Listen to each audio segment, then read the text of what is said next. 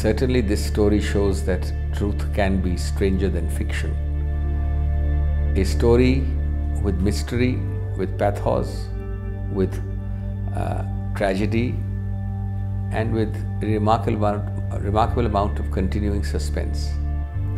The Panchen Lama, recognized by the present Dalai Lama in 1995, has vanished, admittedly a prisoner of Chinese abductors.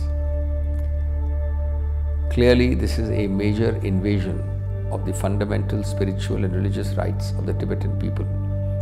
But more than that, it also shows how harsh, how cruel, how dictatorial, and how unrepentant and unrelenting the Chinese have been in their approach not only to the plateau of Tibet, but to all the spiritual and religious rights associated with that movement.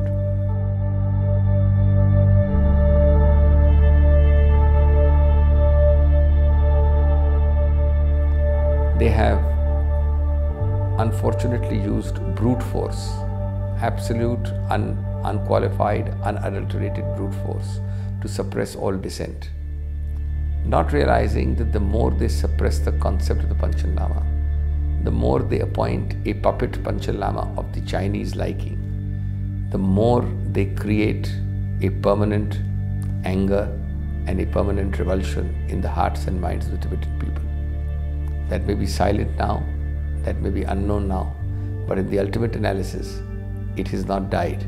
It lies very much there, simmering below the surface. So I hope and trust that the Chinese realize it, which will only be done partially by a global pressure, a certain amount of ostracism, a certain amount of shamefacedness and humiliation,